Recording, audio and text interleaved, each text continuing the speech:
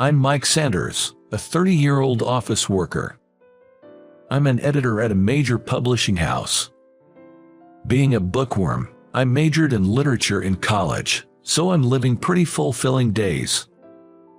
The only thing missing is a girlfriend, but unfortunately, I've had no experience with dating women so far. Mike, we've got a new writer coming to the editorial department today. I want you to handle the meeting. Just as the editor-in-chief instructed, I started preparing for the meeting. In fact, a few days ago, our company held an essay contest, and I was assigned to handle the winner. The new writer is a woman, using the pen name Mary Caro. I haven't met her directly yet, but her work was really interesting. As an editor, I was proud to meet a writer with talent, but I was stunned by the person who showed up at the meeting booth. To my surprise, the person standing in front of me was my old crush, Kathy. As expected, Kathy was shocked to see me. "What? No way. I can't believe Mike works for this publisher." I was so engrossed in her pen name that I didn't notice, but her real name, Kathy Capra, was indeed written on the documents the editor-in-chief gave me. Despite being taken aback by this unexpected turn of events, we got down to business immediately. "I've read your work, Kathy, and it's really interesting. We'd like to have you continue to write a regular column for our magazine, so today we'll discuss the details. We also conduct reader surveys in the magazine, so let's aim for the top ranking together." As I handed her the documents and looked straight into Kathy's face for the first time in 10 years. Kathy's beauty hadn't faded at all. She was even more attractive than before. She is 2 years older than me, but her skin is still fair and firm, and her black hair is shiny and full of moisture. Her casual attire, a white blouse paired with dark brown chinos, gave off an air of a sophisticated adult woman.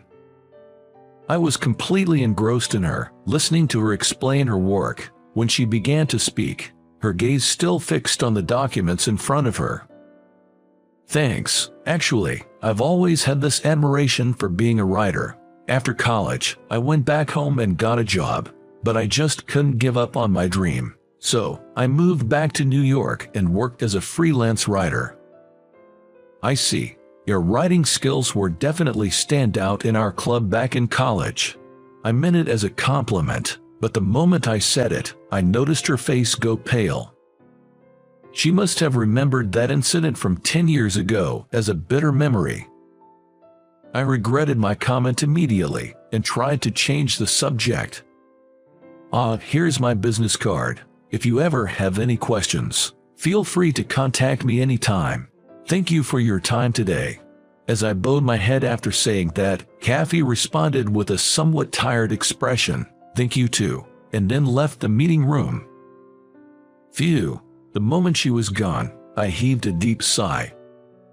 In fact, we had a history like this. 10 years ago, Kathy and I were in the same literature club at college. Kathy, being beautiful, was admired by everyone around her, considered the club's idol. I also had a secret crush on her. "Mike, I read your review in this Mint's journal. It's really interesting." "Thank you. I enjoyed your serial novel too." "Really, that makes me happy." With that, Kathy turned to me with a smile as bright as the sun. I was a bit of an introvert, but her cheerful and spontaneous nature had a way of melting my defenses. Sadly, my love stood no chance. That's because she already had a lover. "Kathy, let's head home together." "Oh, okay. I'm coming now." As soon as Kathy saw her boyfriend, Joe, she gleamed with joy and rushed off to join him. Seeing them walk side by side, I thought to myself again, they are really a good match. Joe was the handsome guy from the literature club, and they were well known as a good-looking couple. There was probably no space for an ordinary guy like me in between them. I kept telling myself that, but one day after school, Kathy suddenly asked me, "Want to grab a drink?" There was a heavy rain warning that day, so like other students, I was planning to head home early. However, she insisted, I really want to drink, and eventually I gave in. There was something off about her that day, and I could sense it. My gut feeling turned out to be right, as she quickly downed her drinks at a fast pace. It wasn't about having fun, but more like she was drinking just to get drunk. Although I was worried about her, she reassured me, I'm fine, and kept guzzling down alcohol like water. As expected, when we left the bar, a severe storm was raging. As I hailed a cab for Kathy, who was dizzy on her feet from intoxication, she looked at me with a flushed face and asked, "How are you getting home, Mike? I'll grab another cab after this." "You don't need to do that, you could just stay at my place. How about that? Let's do it." With that, she leaned snugly against my arm.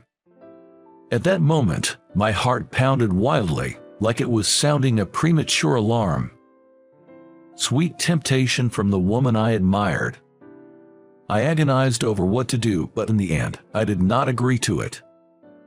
"Kathy, if you surrender yourself to the momentum of intoxication, you'll surely regret it. Please take care of yourself." When I told her that, Kathy looked down without a word. Just at that moment, the taxi arrived. After seeing her off, I immediately began to run towards my apartment. Getting wet in the rain didn't matter at that moment. I was confused by her sudden offer, and at the same time deeply self-loathing that I had even for a moment thought of taking it up.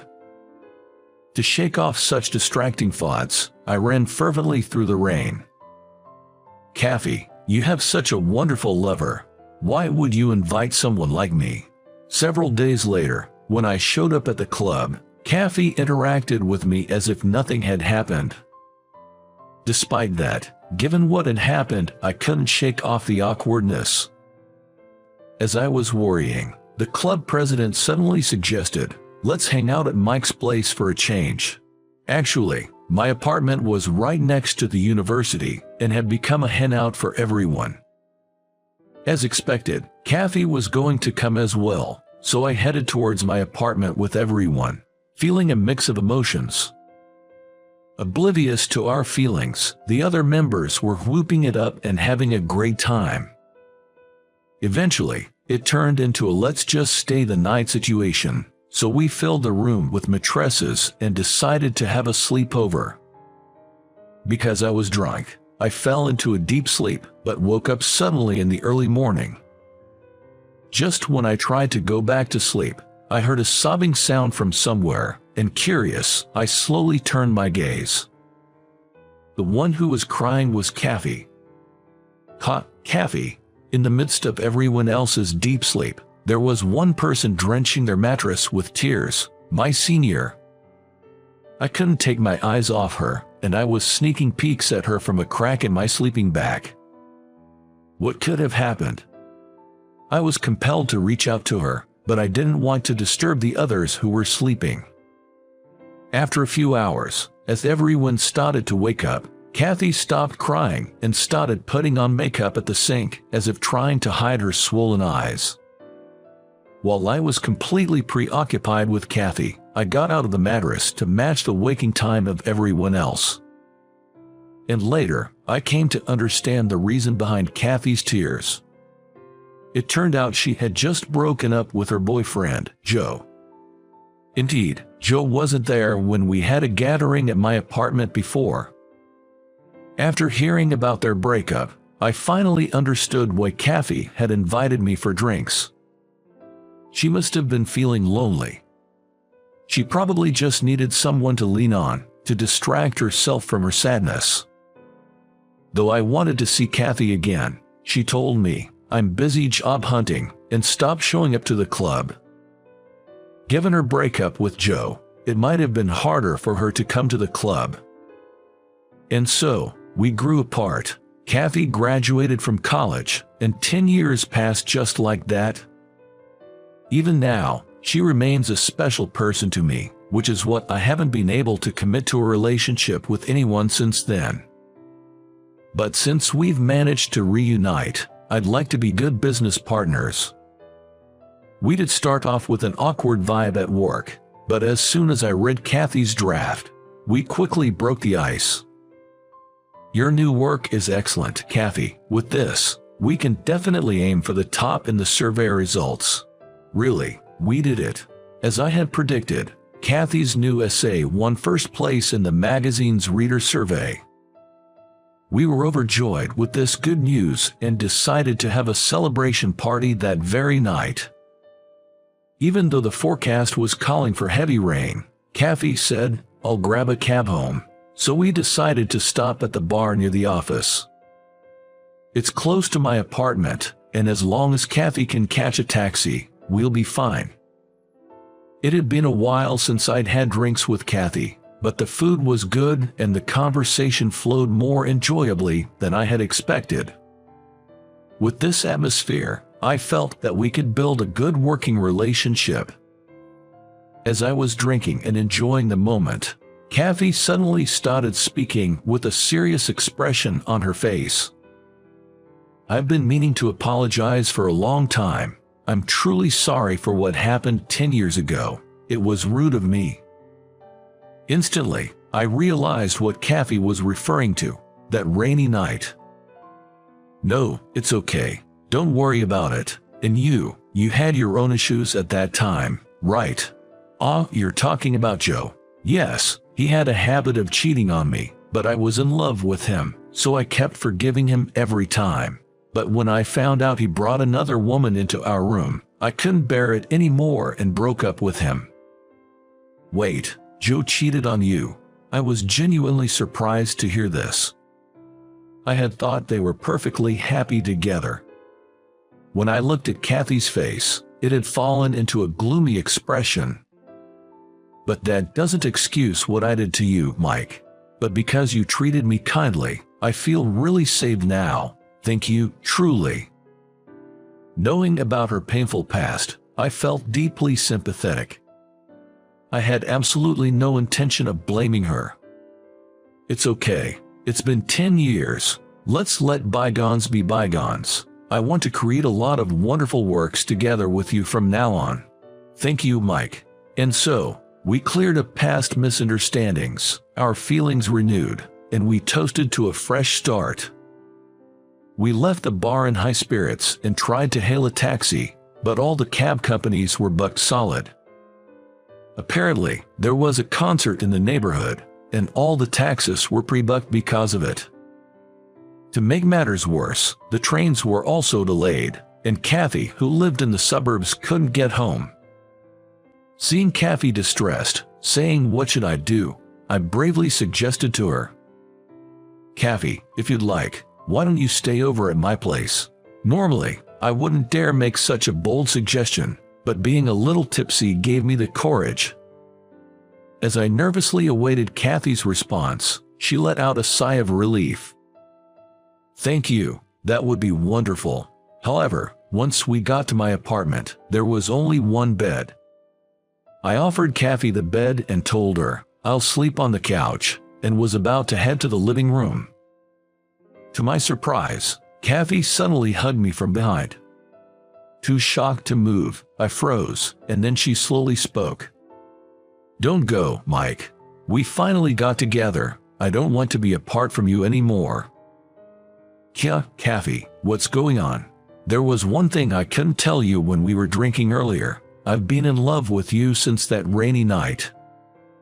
What? At Kathy's words, my mind went blank. I never thought Kathy could have feelings for me. Before I knew it, Kathy was crying.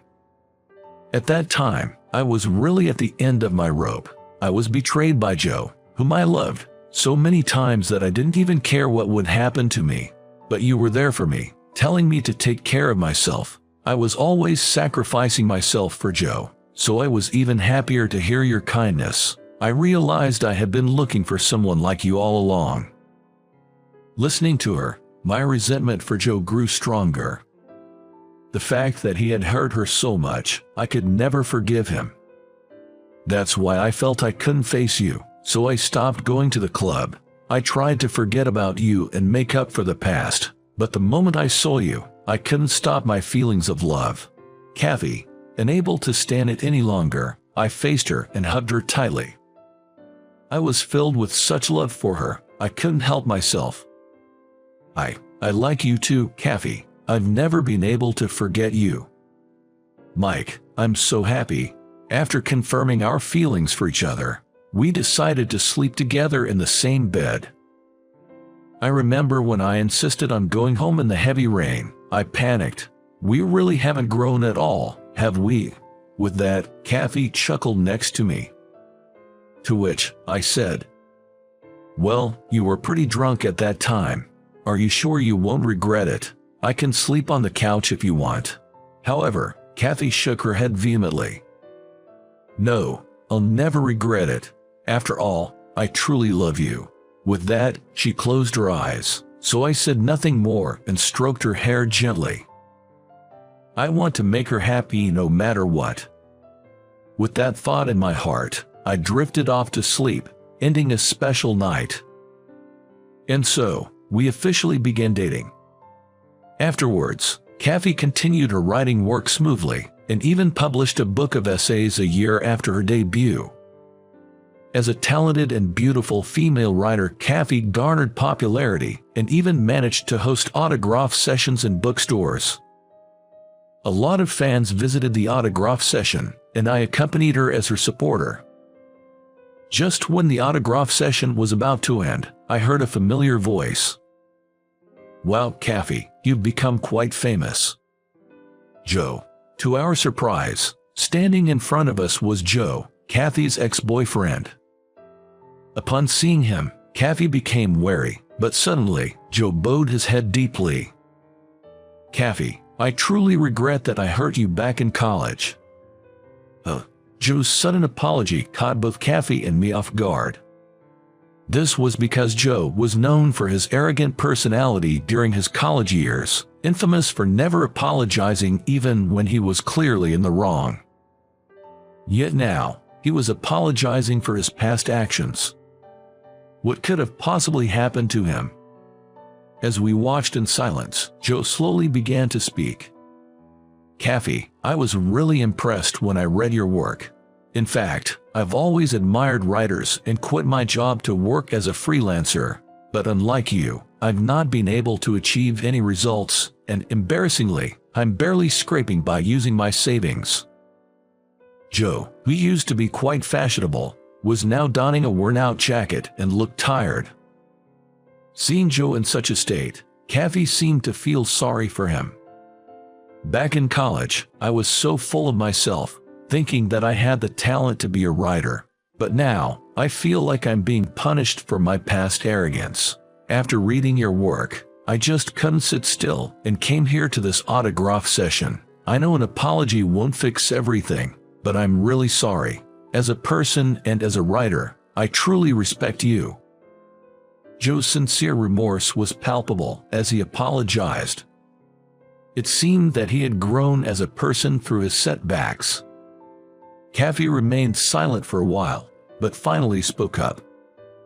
Joe, please lift your head. Your apology has helped me find closure. What matters is not the past but the future. I look forward to reading your work in public again, so please keep working hard. Kathy, thank you. After that, Joe turned to me. You're Mike, right? Kathy's junior from college. You bring out the best in Kathy, and that's truly amazing. I'm glad that a wonderful man like you has become Kathy's new partner. Thank you for your kind words. I'm also looking forward to reading your work, Joe. After that, Joe said, as a reminder to myself, and bought a copy of Kathy's book, got her autograph, and left. We watched him leave with a sense of relief and then looked at each other. Things were tough back then, but now, even my past with Joe has become a sweet memory. That's right. Let's keep creating wonderful memories together. Saying that, I firmly squeezed Kathy's left hand. Incidentally, her platinum engagement ring gleams on the ring finger of her left hand. The Literature Club, where I met Joe and Kathy, holds many deep memories. With this day etched in our hearts, aspiring writers like us will take our first steps towards our respective futures. How did you like today's story? Your subscription and hitting the like button help to motivate us in our work. We look forward to reading your comments too. See you again in our next video.